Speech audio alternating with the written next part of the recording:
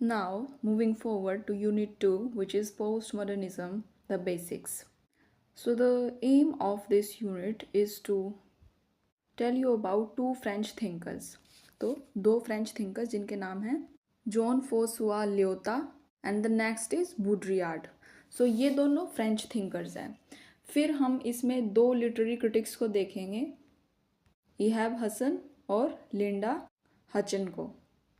सलमान रश्दी की novel Midnights children जो है एक एग्जाम्पल है पोस्ट मॉडर्निस्ट का, तो उसके एग्जाम्पल को भी इसमें लिख रखा है कि हम डिस्कस करेंगे. तो अगर इसमें मिडनाइट्स चिल्ड्रन को डिस्कस करा जाएगा तो हमें मिडनाइट चिल्ड्रन के पोस्ट मॉडर्निस्ट फीचर्स पता होने चाहिए, लेकिन हम डायरेक्टली उसको डिस्कस नहीं करेंगे ताकि जो हमारा ये चैप्टर है ये बोरिंग ना हो जाए. जब बुक में ये कॉन्सेप्ट आएगा तब ही इसको हम डिस्कस करेंगे. नेक्स्ट हमें पता होने चाहिए कि मॉडर्निज़म के फीचर्स क्या थी. मॉडर्निज़म में बहुत सारी चीज़ें थी और फिर पोस्ट मॉडर्निज़म में इन दोनों के फीचर्स क्या है वो हमको पता होने चाहिए. तो जो हमारा 2.2 में टॉपिक है जिसका नाम है जॉन फोस्वा ल्योता एंड बुड्रियार्ड, तो इसमें हम देखते हैं इसमें पोस्ट मॉडर्निज़म के बारे में बता रखा है कि कैसे हम पोस्ट मॉडर्निज़म के बारे में सोच सकते हैं. ठीक है, कैसे उसे पढ़ना चाहिए, क्या हमें पोस्ट मॉडर्न की टर्म से सोचना चाहिए जब ये हमारे आगे आए. ठीक है, तो जो पोस्ट मॉडर्निज़म है ये जब ये आया होगा तो पोस्ट मॉडर्निज़म में जो थिंकिंग है सोसाइटी है वो थोड़ी चेंज हुई होगी. तो जो पोस्ट मॉडर्निज़म होता है वो फोकस करता है कि कैसे मीडिया, टेक्नोलॉजी, कैपिटलिज्म ने हमारी अंडरस्टैंडिंग को, हमारी अंडरस्टैंडिंग ऑफ ट्रूथ, रियलिटी और हमें खुद को, अवर सेल्व्स, ठीक है, खुद को जो है चेंज करा है या किस तरीके से इफ़ेक्ट किया है. तो जो ल्योता है वो बताते हैं कि कैसे बिग स्टोरीज, कैसे एक प्रॉब्लम है तो वो ग्रैंड नरेटिव्स के बारे में बताते हैं. तो जो ल्योता है वो आर्ग्यू करते हैं कि हम जो है बिग स्टोरीज में बिलीव किया करते थे और हम उन एक्सप्लेनेशंस में बिलीव किया करते थे जो बताती थी कि ये संसार कैसे काम करता है, कि जब साइंस और रैशनैलिटी में हम प्रोग्रेस करते हैं तो ये संसार चलता है. तो इन्हीं स्टोरीज़ में हम पहले बिलीव किया करते थे, इन बड़ी स्टोरीज़ में हम पहले बिलीव किया करते थे. तो ये जो स्टोरीज़ हुआ करती थी जो हमें रैशनैलिटी सिखाती थी, जो हमें साइंस के बारे में बताती थी, तो ये जो स्टोरीज़ हुआ करती थी हमें गाइड करने के लिए होती थी और हमें ट्रूथ बताने के लिए होती थी. तो ल्योता कहते हैं कि जितनी भी बिग स्टोरीज़ है ये एक इल्यूजन थी, क्योंकि ये अपने आप को दिखाती तो हैं कि जैसे इनका एम है हमको गाइड करना, ठीक है, लेकिन ये सिर्फ एक तरीका होता था, ये एक फॉर्म था कि लोग हमारी मेंटालिटी को समझ पाते थे और हमारी मेंटालिटी को जब समझ जाते थे तो वो हम पर राज करते थे. और जो लोग इन बड़ी बड़ी स्टोरीज से इन्फ्लुएंस नहीं हुआ करते थे तो जो बड़े लोग होते थे वो उनको हटा देते थे अपने रास्ते से. बुड्रियार्ड जो है वो बात करते हैं लूजिंग टच विद रियलिटी के साथ, कैसे हमने रियलिटी के साथ हम टच में रहना छोड़ दिया. तो बुड्रियार्ड बताते हैं कि कैसे मीडिया ने, टीवी ने, एडवर्टाइजिंग्स ने हमारी अंडरस्टैंडिंग ऑफ रियलिटी को पूरी तरीके से चेंज करते हैं. यानी हम किसी तरीके से किस चीज़ को देखते हैं उस चीज़ को बिल्कुल ही पूरी तरीके से टीवी ने, मीडिया ने, एडवर्टाइजिंग एजेंसीज ने चेंज कर दिया. ठीक है, तो वो बिलीव करते थे कि हम एक ऐसे संसार में रहते हैं जहाँ पर इमेजेस और रिप्रेजेंटेशंस ज़्यादा इम्पोर्टेंट है रियल थिंग्स से. ठीक है, जैसे रियल थिंग, जैसे कि हम एक एग्जांपल लेते हैं, जैसे आपको कोई चिप्स खाने तो आपने घर में आलू के चिप्स बनाए, वो खाए, वो एक रियल थिंग होगी.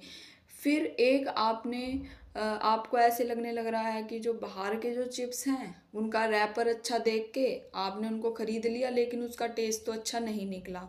ठीक है, तो जो बुड्रियार्ड है वो ये बताते हैं कि कैसे हमें असली चीज़ तो असली लग नहीं रही है और हम इमेजेस में कोई किस तरीके को कैसे रिप्रेजेंट कर रहा है वो हमें असली लगने लग गया है. जैसे कि हम अमेज़ोन पे देखते हैं, हमें दिखता कुछ और है, हम बिलीव कर लेते हैं कि ऐसा ही होगा और ऑर्डर कर लेते हैं लेकिन आ कुछ और जाता है. तो आगे बुडियड कहते हैं कि अब तो एक ऐसा समय आ गया जब हम रियलिटी और इल्यूजन के बीच में डिफरेंस करना ही भूल गए हैं। जो भी हम इमेजेस देखते हैं वो बिल्कुल वैसे ही लगती है, ऐसा लगता है जैसे एक्चुअल में है। तो वो कहते हैं कि हमने रियलिटी के साथ टच तोड़ दिया है, क्योंकि हमें ऐसी नकली चीज़ों ने घेर लिया जो ऐसे लगता है कि ओरिजिनल है। तो यहाँ पर हमारे पास फ्रेडरिक जेम्सन भी हैं जो कैपिटलिज्म और कल्चर के बारे में बताते हैं। तो जो जेम्सन हैं, जेम्सन हमको बताते हैं कोमोडिटी फिटिशिज्म के बारे में। तो वो कहते हैं कि हम इतने ज़्यादा ऑब्सेस्ड हो गए हैं चीज़ों को ख़रीदने में, कोमोडिटीज़ को ख़रीदने में, ठीक है। हमें अच्छा लगने लगा है शॉपिंग करना। हम इस शॉपिंग करने के साइकिल में, चीज़ों का कंजम्पशन करने के साइकिल में बहुत ही बुरी तरीके से ट्रैप हो चुके हैं, और एक इस सिस्टम से निकल पाना एक बहुत ज़्यादा मुश्किल हो गया है हम सब के लिए। तो आगे जेम्सन कहते हैं कि हमको लगता है कि जो हमारी जो थिंकिंग है वो हमारी खुद की है, लेकिन ऐसा नहीं है, ठीक है। हम तो जैसे कहा जाता है ना, what ever is affected by object is subject, तो हम तो सब्जेक्ट बन के रह गए हैं। जैसे मीडिया है, ठीक है, हमें लगता है कि हमें लेज़ अच्छे लगते हैं, चिप्स अच्छे लगते हैं, हमें कोल्ड ड्रिंक अच्छी लगती है, लेकिन वो हमें एडवर्टाइज दिखा दिखा के हमारे दिमाग में बिठा दिया गया कि वो अच्छी हैं और हमें अच्छी लगती हैं, ठीक है। उनको एडवर्टाइज दिखाया जाता है कि धूप पड़ रही है तो कोल्ड ड्रिंक पियो तो बहुत अच्छा लगता है, लेकिन साइड इफ़ेक्ट्स तो हमें बताए नहीं जाते उसके। तो जो ये जो एडवर्टाइजिंग और मीडिया है, इन्होंने हमारे दिमाग को पूरी तरीके से कंट्रोल कर लिया है। फिर वो लेट कैपिटलिज्म के बारे में भी कहते हैं कि ये जो सारी चीज़ें हो रही है ये एक, आप देखेंगे 1916 के बाद से हो रही है, क्योंकि इकोनॉमिक और कैपिटलिज्म आया है, इकोनॉमिक चेंज हो रहा है, ठीक है। ये एक लेट कैपिटलिज्म है जहाँ पर हमें ये सब देखने को मिल रहा है। नाउ नेक्स्ट हमारे पास टॉपिक है the view from with in literary criticism. इसमें हम दो लिटरेरी क्रिटिक्स को देखेंगे, एक तो इहाब हसन और लिंडा हचन, कि वो पोस्ट मॉडर्न के बारे में क्या बताते हैं। तो इन दोनों के अपने अपने यूनिक आइडियाज़ हैं पोस्ट मॉडर्न टर्म को लेकर, ठीक है। इनके यूनिक आइडियाज़ हैं, लिटरेरी यूनिक आइडियाज़। तो चलिए इसको आसानी से समझने के लिए इन अ सिंप्लीफाइड वे आप इमेजिन करिए कि आप एक पेंटिंग को देख रहे हैं, ठीक है, जो कि बहुत ज़्यादा कंफ्यूजिंग है, आधी ही फिनिश हुई हुई है और उसके ऊपर वर्ड्स जो है ऐसे ही घसीटे मार रखे हैं उसके ऊपर, ठीक है, स्क्रिबल करी हुई हैं चीज़ें। तो अब इसके ऊपर हिब्सन क्या कहेगा और हडसन क्या कहेगी वो देखते हैं। तो हसन तो इस बारे में ये कहेंगे कि ये जो आर्ट है ये सारे रूल्स तोड़ने की कोशिश कर रही है, ठीक है। ये जो आर्ट है ये बताती है कि कोई भी राइट वे नहीं है इस आर्ट को दिखाने के लिए। किसी भी आर्ट को करने के लिए कोई भी एक फिक्स तरीका नहीं है, कोई भी एक राइट वे नहीं है, ठीक है। ये पेंटिंग ये दिखाने की कोशिश कर रही है, और इस पेंटिंग को लेकर सबके अपने अपने ओपिनियंस हो सकते हैं, और ऐसा लगता है कि ये पेंटिंग खुद का ही मजाक बनाने लग रही है एक तरीके से। अब इसी पेंटिंग के बारे में हचन कहेंगी कि ये जो आर्ट है ये दिस आर्ट इज स्नीकी, ठीक है, ये आर्ट नॉर्मल होने का सिर्फ दिखावा कर रही है, लेकिन दरअसल सच में इन एक्चुअल ये पेंटिंग आपके दिमाग को जो है कंफ्यूज कर रही है, पागल बना रही है, ये रियल थिंग्स को जो है मिक्सअप कर रही है, ठीक है, और ऐसे दिखाने की कोशिश कर रही है कि कुछ इसमें सच्चाई है, ठीक है। और प्लस हम इसमें देख सकते हैं कि ये ह्यूमर का यूज़ कर रही है, ठीक है, ओल्ड आइडियाज़ का फन बनाने के लिए। यानी कि बेसिकली ये दोनों ये कहना चाहते हैं कि ये जो आर्ट है ये वियर्ड है और कंफ्यूजिंग है। इसको वियर्ड और कंफ्यूजिंग एक पर्पस से ही दिखाया गया है। ये आपको कोई क्लियर अंडरस्टैंडिंग नहीं देना चाहती, ये कोई आपको स्ट्रेट फॉरवर्ड आंसर नहीं देना चाहती, ना ही ये क्लियर होने का ट्राई कर रही। और ये सेकंड पे ये आर्ट दिखाती है कि ये आर्ट एक रिबेलियस है। क्यों? क्योंकि ये उन रूल्स को ब्रेक कर रही है कि एक आर्ट कैसी होनी चाहिए। एक आर्ट में आपको अच्छे से चीज़ें दिखेंगी, मान लीजिए कोई पैरट है, सीनरी है, वो समझ, लेकिन इस आर्ट में आप देखिए एक आर्ट है उसके ऊपर लीक लकोड़े स्क्रिबल घसीटे मार रखे हैं, ठीक है। तो अब एक ऐसी आर्ट जो एक ये आर्ट ये दिखाती है कि ये किसी भी रूल को फॉलो नहीं कर रही, ठीक है। तो जो थर्ड पॉइंट ये आर्ट दिखा रही है वो है सेल्फ अवेयर को। ये जो आर्ट है ये खुद का ही फन बना रही है, खुद का ही मजाक बना रही है। And the whole idea of art, और पूरा यानी एक आर्ट को किस तरीके का होना चाहिए उसका मजाक बना रही है। फोर्थ पॉइंट है हमारा ओपन टू इंटरप्रिटेशन। इसका कोई एक सिंगल इंटरप्रिटेशन नहीं होगा, ये भी जो एक पेंटिंग है, ठीक है कोई इसका राइट मीनिंग नहीं होगा, सबके अपने अपने पॉइंट ऑफ व्यू हो सकते हैं। और जो लोग होंगे वो बिहेव करेंगे डिटेक्टिव्स की तरह, आर्ट डिटेक्टिव्स की तरह, ठीक है। वो ये देखेंगे कि इस आर्ट को इस तरीके से क्यों बनाया गया है, ये आर्ट इतनी स्ट्रेंज क्यों है। हसन जो है एक लिटरेरी क्रिटिक है जिन्होंने एक बुक लिखी है जिसका नाम है पैराक्रिटिसिज्म, जो कि इन्होंने 1975 में लिखी थी, जिसमें वो पोस्ट मॉडर्निज्म के बारे में बताते हैं कि वो बताते हैं कि it is against high culture, ठीक है, and high culture, it is against high culture and high authority. यानी आर्ट एक अब ऐसी चीज़ हो गई है जिसमें हर कोई पार्टिसिपेट कर सकता है, सबके अपने अपने इंटरप्रिटेशन हो सकते हैं, लोग आयरनी का यूज़ कर सकते हैं, इस पे किसी भी पेंटिंग का या आर्ट का मजाक बना सकते हैं, कोई दिक्कत वाली बात नहीं है। फिर इन्होंने एक आइडिया दिया ऑफ द एब्सेंट सेंटर, ठीक है। जब ये टर्म आती है द एब्सेंट सेंटर, तो उसको हैब हसन से एसोसिएट किया जाता है कि कोई भी एक सिंगल फिक्स्ड मीनिंग नहीं था पोस्ट मॉडर्न वर्क्स में, बहुत सारे मतलब हो सकते हैं। फिर वो सैमुअल बेकेट के बारे में बताते हैं। सैमुअल बेकेट जो एक प्ले राइट थे, जो कि एक एब्सर्डिस्ट थे, जो कि एम्बिगुअस वर्क लिखते थे, यानी जिसको लोग समझ नहीं पाते थे। जैसे कि एक हमारे पास प्ले है राइनोसरस, जिसमें जो लोग हैं उनके सिर जो हैं राइनो के बन गए हैं, ऐसा रियल लाइफ में तो नहीं होता। तो ऐसा इसमें उन्होंने क्या दिखाने की, यानी एक एब्सर्ड प्ले उन्होंने बना दिया इसको।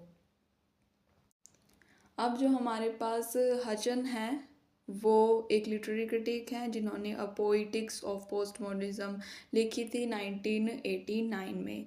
वो भी पोस्ट मॉडर्निज्म के बारे में बताती हैं कि जो हचन है वो कहती हैं कि जो पोस्ट मॉडर्न एरा के जो राइटर्स हैं वो पैरोडी और आयरनी का यूज़ करते हैं एक अलग ही तरीके से जो पहले मॉडर्निज्म में यूज़ किया जाता था।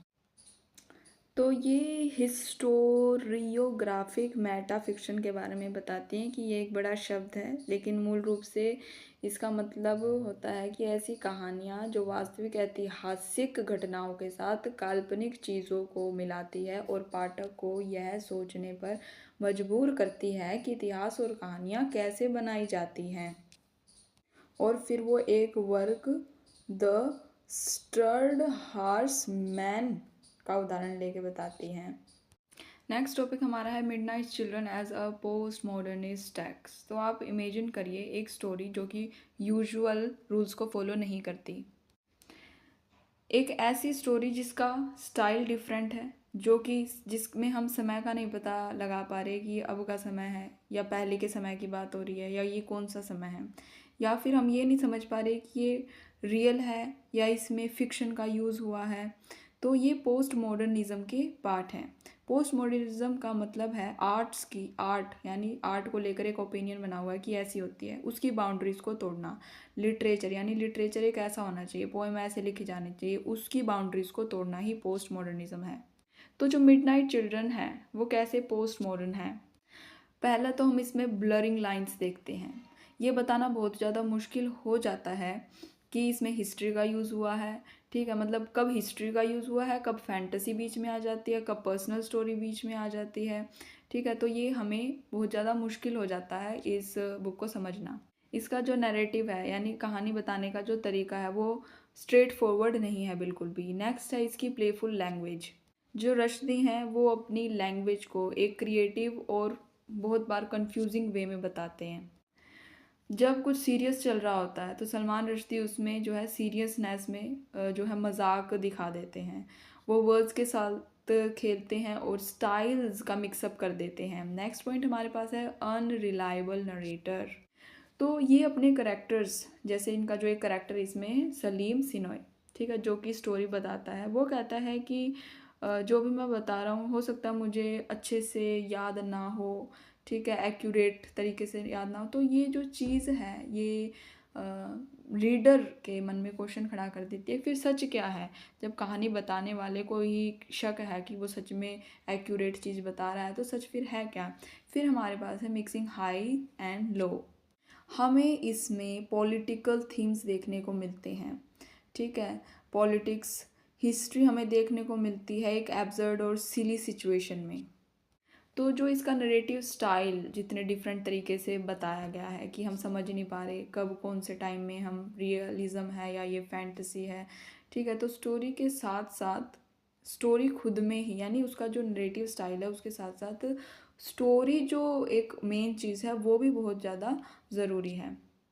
तो जो सलमान रश्दी हैं वो हमारी अटेंशन खींचते हैं एक्ट ऑफ राइटिंग और स्टोरी टेलिंग की तरफ। तो अब हम जानते हैं कि जो मिडनाइट चिल्ड्रन है वो ज़रूरी क्यों है। तो जिस कॉम्प्लेक्स वर्ल्ड में, अनसर्टेन वर्ल्ड में हम लेते हैं, इसके रहते हैं, और इसमें जो चैलेंजेस हम फेस करते हैं, ट्रेडिशंस जो हम देखते हैं, उन सब चीज़ों को इस जो है ये जो हमारी मिडनाइट चिल्ड्रन की नॉवल है उसमें चैलेंज किया गया है। फिर इसमें आगे हमें पोस्ट मॉडर्निज्म के और भी एग्जाम्पल दिए गए हैं, जैसे कि सैमुअल बेकेट का वर्क है waiting for Godot, Allen Ginsberg poem Howl, और गाब्रियल गार्सिया मार्केज के द्वारा लिखी गई novel 100 years of solitude. So Gabriel Garcia Marquez की जो एक और नॉवला है क्रॉनिकल ऑफ डेथ फोरटोल्ड, तो वो भी एक पोस्ट मॉडर्न लिटरेचर के अंदर ही आती है। अब जैसे आप वेटिंग फॉर गोडोट को देखोगे तो उसमें आप क्या देखोगे कि दो आदमी खड़े हुए हैं उनके, जो कि एक गोड का इंतज़ार कर रहे हैं, लेकिन उन्हें पता नहीं वो गोडोट है कौन। गोडोट को दिखाया गया कि जैसे भाई वो गोड है, लेकिन नाम उसमें गोड नहीं दिया हुआ, वो गोडोट का इंतज़ार कर रहे हैं, लेकिन वो एक गोड को रिप्रेजेंट कर रहा है। वहाँ आता है कोई बच्चा, वो कहता है कि वो कल आएंगे, फिर चला जाता है लेकिन कोई नहीं आता। फिर वो अगले दिन आता, फिर वो कहता है कि जो गोडोट है फिर वो आएंगे, फिर वो नहीं आता। तो बस वो सीन एक ही है, वो खड़े हुए हैं, पेड़ एक है वहाँ पर, एक इंसान डोगी बना हुआ है। तो ये क्या है, ये एक मतलब ऐसा, तो मतलब एक ऐसा लिटरेचर जो जिसमें कुछ होता हुआ दिखाई नहीं दे रहा, ठीक है, एक सीन है सिर्फ। तो वो ये सब एक पोस्ट मॉडर्निस्ट लिटरेचर के एग्जाम्पल हैं। अब जो सलमान रश्दी की नॉवल है, इसमें जो बच्चे पैदा हुए हैं आज़ादी के बाद, उनके पास जो है एक सुपर पावर्स हैं। तो असलियत में तो ऐसा नहीं होता ना कि बच्चे पैदा होते हैं उनके पास अपनी अपनी सुपर पावर्स हैं। तो उसमें जो है फिक्शन को प्लस जो रियल थिंग्स हैं उसको मिक्स किया गया है, यानी हिस्ट्री को दिखाया गया है, उसमें फैंटेसी मिक्स कर दी गई है। जैसे कि डिकन्स्ट्रक्शन ड्रामा को अगर हम देखें तो जैसे रोमांटिक एक जॉनरा होता है, उसमें क्या होता है कि भाई जैसे दो लोग होते हैं, वो एक दूसरे से प्यार करते हैं, फिर उनको जो है दूसरी दुनिया अलग करने की कोशिश करते हैं, लेकिन बाद में हैप्पी एंडिंग हो जाती है। तो अब इस कॉन्सेप्ट ऑफ रोमांटिसिज्म जो है, ठीक है, रोमांटिक का जो कॉन्सेप्ट हमारे दिमाग में है उसको बिल्कुल ही बदल दिया। वो हमने बिल्कुल ही बदला हुआ देखा पिग्मेलियन एक प्ले में, जो कि जॉर्ज बर्नार्ड शॉ ने लिखा है। सबको ऐसा लग रहा था जो एलिज़ा डूलिटल है उसका और हेनरी हिगिंस का या फिर पियर्स का इसमें कोई एक रोमांटिक ट्रायंगल वगैरह बन सकता है, या फिर एलिज़ा डूलिटल की शादी हेनरी हिगिंस के साथ हो सकती है, लेकिन इसमें ऐसा कुछ नहीं होता। आखिरी तक ऐसे लगता है कि कोई रोमांटिक हैप्पी एंडिंग होने वाली है, लेकिन ऐसा कुछ भी नहीं होता। तो ये ही हमें डिकन्स्ट्रक्शन ऑफ पोइट्री का एक डिकन्स्ट्रक्शन ऑफ प्ले का एक बहुत अच्छा एग्जाम्पल है पिग्मेलियन। नेक्स्ट टॉपिक हमारा है points of convergence with post structuralism, यानी इसमें हम डिफरेंस देखेंगे बिटवीन पोस्ट स्ट्रक्चरलिज्म और पोस्ट मॉडर्निज्म के बीच में क्या डिफरेंस है। इसमें हमारे पास एक टर्म आई है द लॉजिक ऑफ डिसइंटीग्रेशन, उसको भी डिस्कस करेंगे। तो ये दो हैं, पोस्ट स्ट्रक्चरलिज्म और पोस्ट मॉडर्निज्म, लेकिन इनका जो लक्ष्य है वो एक ही है। चाहे आप पोस्ट स्ट्रक्चरलिज्म कह लो या पोस्ट मॉडर्निज्म कह लो, इन दोनों का ही एम है पुरानी ओल्ड थिंकिंग को और थॉट्स को ब्रेक करना। ये दोनों ही टर्म्स विश्वास रखती हैं कि जो रूल्स, मीनिंग्स और आइडियाज़ होते हैं ये फिक्स नहीं होते, ठीक है, सॉलिड नहीं होते, इनको हमेशा चेंज किया जा सकता है और इन पर सवाल उठाए जा सकते हैं। कुछ लोग सोचते हैं कि ये दोनों टर्म सेम हैं, कुछ लोगों को लगता है कि ये दो आइडियाज़ हैं, सेम थिंग्स हैं, सिर्फ इनके नाम डिफरेंट हैं। इन दोनों आइडियाज़ के पहले आइडिया था मॉडर्निटी, यानी अब अगर हम पोस्ट मॉडर्निज्म की बात करें तो उससे पहले मॉडर्निज्म रहा होगा, अगर हम पोस्ट स्ट्रक्चरलिज्म की बात करें तो उससे पहले स्ट्रक्चरलिज्म रहा होगा। सो मॉडर्निटी जिसको कहा जाता है, उस टाइम में लोग जो थे वो रीजन और प्रोग्रेस में बिलीव करते थे। तो इसको अब एक एग्जाम्पल से समझ लेते हैं। मान लीजिए खिलौनों से बनाया हुआ एक महल आपके पास है। तो जो पोस्ट स्ट्रक्चरलिज्म और पोस्ट मॉडर्निज्म में विश्वास करने वाले ये जो दो बच्चे हैं, ये इस कैसल को तोड़ना चाहते हैं, उखाड़ फेंक देना चाहते हैं। तो कुछ लोगों को तो लगता है कि वो भी इन्हीं दो बच्चों की तरह हैं जो कि उस किले को फेंक देना चाहते हैं, और कुछ को लगता है कि वो उनसे डिफरेंट है। तो जो दो बच्चे हमारे पोस्ट स्ट्रक्चरलिज्म और पोस्ट मॉडर्निज्म हैं, उनका मानना है कि जो किला है वो जितना इम्पोर्टेंट और मजबूत दिख रहा है उतना है नहीं, ठीक है। और जिन लोगों ने वो कैसल बनाया था, तो पोस्ट स्ट्रक्चरलिज्म और पोस्ट मॉडर्निज्म, ये जो बच्चे हैं दोनों उन लोगों से अलग है जिन्होंने किला बनाया था। तो अब आप ये मान के चलिए कि जैसे कैसल था, वो जो खिलौनों का बना हुआ था, वो एक स्ट्रोंग तो था, लेकिन उसको तोड़ा भी तो जा ही सकता था। तो वो स्ट्रोंग भी था लेकिन वीक भी था। तो सबकी राय अलग अलग होती है। तो अब ये जो हमारे पास टर्म है लॉजिक्स इन डिसइंटीग्रेशन, इंटीग्रेशन का क्या मतलब होता है कि इंटीग्रेट कर दिया आपने, किसी चीज़ को जोड़ दिया। और डिसइंटीग्रेट का मतलब क्या है, मतलब तोड़ दिया चीज़ों को। और लॉजिक्स जो भी हमारे रीजंस वगैरह होते हैं, यानी रीजंस को डिसइंटीग्रेट करना यानी तोड़ देना। तो जो लॉजिक ऑफ डिसइंटीग्रेशन है उसका मतलब होता है दो टर्म से पोस्ट स्ट्रक्चरलिज्म और पोस्ट मॉडर्निज्म, जो कि ओल्ड ट्रेडिशंस और आइडियाज़ को ब्रेक करना चाहती हैं। जो ये टर्म है लॉजिक ऑफ डिसइंटीग्रेशन, ये पीटर ड्यूज ने दी थी। तो जो थिंकर्स से जैसे लियोटा, डेरिडा, फोका एंड लेकन, इनको की फिगर्स माना जाता है डिसइंटीग्रेशन का, यानी ट्रेडिशन को, जो पुराना ट्रेडिशन चला आ रहा है उसको तोड़ने का। तो जो एक फिक्स्ड पैटर्न या फिर एक फिक्स सिस्टम बन गया था नॉलेज का, कि यानी नॉलेज ऐसी ऐसी होनी चाहिए, ऐसी ही हो सकती है। पावर का यानी पावर ये होती है, और मीनिंग यानी किसी भी चीज़ का क्या मतलब है, एक फिक्स पैटर्न चला रहा था। तो इन लोगों ने इन कॉन्सेप्ट के ऊपर, नॉलेज, पावर, मीनिंग के ऊपर क्वेश्चन उठाए थे।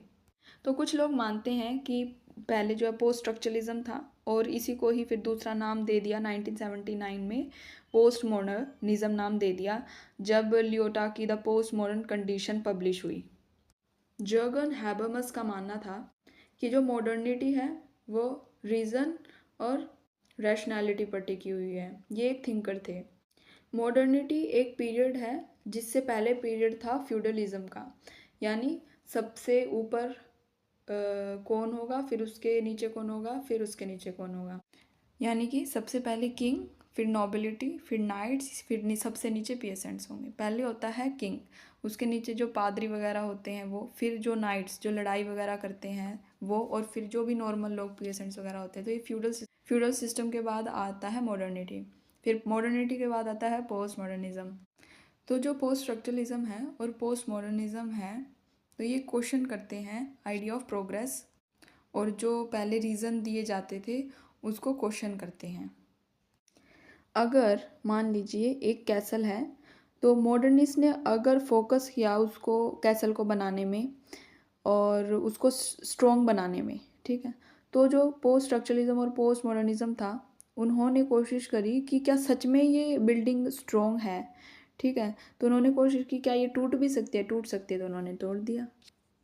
तो आगे समझते हैं कि देखिए जो ओल्ड आइडिया था, पुराना आइडिया क्या था कि जो हमारे पास एक क्लियर मैप है संसार का, लेकिन लियोता क्या कहता है कि जो मैप है जिस तरीके से वो रीड्रॉ होता रहता है, यानी जो मैप है वो रीड्रॉन हो रहा है पावरफुल लोगों के द्वारा, तो इसलिए हमको अवेयर रहना चाहिए कि शक्ति सच में किसके पास है। तो वो कहते हैं कि मान लीजिए आप इमेजिन करिए, आप एक मूवी देख रहे हैं और आपको कोई कहता है कि यही एक ट्रू स्टोरी है कि संसार कैसा है, ठीक है। आपने मान लीजिए लोता को एक मूवी दिखाई और आपने उसको कह दिया कि ये एक मूवी है, ये स्टोरी बताती है कि संसार कैसा है। तो लोता इस पर कहता है कि नहीं, रुको रुको एक मिनट, ये तो सिर्फ एक ही स्टोरी है, और जो ये आउटडेटेड भी होगी है, प्लस ये मूवी बनाई किसने है, ठीक है। They are telling you something that they are shaping what you think is true. तो जिसने भी ये मूवी बनाई है वो अपना पॉइंट ऑफ व्यू हम पे थोपना चाह रहा है। तो जो ल्योता होता है वो बताता है कि जो ट्रूथ है वो कुछ ऐसा नहीं है जो हमें टेक्स्ट बुक से या लैब से पता चल जाएगा। जो ट्रूथ है वो पावरफुल लोगों के द्वारा, पैसे के द्वारा, जो है बड़े लोगों के पास है। वो अपना इन्फ्लुएंस हम पर डालते हैं थ्रू मीडिया। तो संसार में जो भी ट्रूथ, सच्चाई हमको बताई जाती है उसको हमें क्वेश्चन करना चाहिए, क्या सच में ही ऐसा है। ये जो ऐड हम टीवी में फ्रूटी की या फिर स्नैक्स की देखते हैं कि ये प्रोडक्ट तो इतना अच्छा है, तो हमें अब मतलब सोचना चाहिए क्या सच में ही ऐसा है। तो हमारे पास एक थिंकर है हैबरमास, ठीक है। उनके अगेंस्ट ल्योता पोस्ट मॉडर्निज्म और मॉडर्निटी को जो है यूज़ करते हैं, फिर उनके साथ आर्ग्यू करते हैं इन पॉइंट्स पर। तो जो ल्योता होते हैं वो कहते हैं जो ओल्ड स्टोरीज थी अब वो नो मोर फिट, ठीक है। जो grand narratives, big big stories हमें बताई जाती थी अबाउट प्रोग्रेस, रीज़न, फ्रीडम, जैसे कि हमें लिबरलिज्म और मार्क्सिज्म बताया गया, ठीक है। अब आप उसको, वो सब आउटडेटेड हो गया है। जो कोई कहते थे सच्चाई सिर्फ हम साइंस के द्वारा जान सकते हैं, ये अब सच नहीं है। तो जो सच है वो जो हमको दिखाया जाता है वो उन लोगों के द्वारा दिखाया जाता है जिनके पावर में इकोनॉमिक पावर है, और हम पर थोपा जाता है कि जो भी हमको मीडिया के द्वारा दिखाया जा रहा है वही सच है।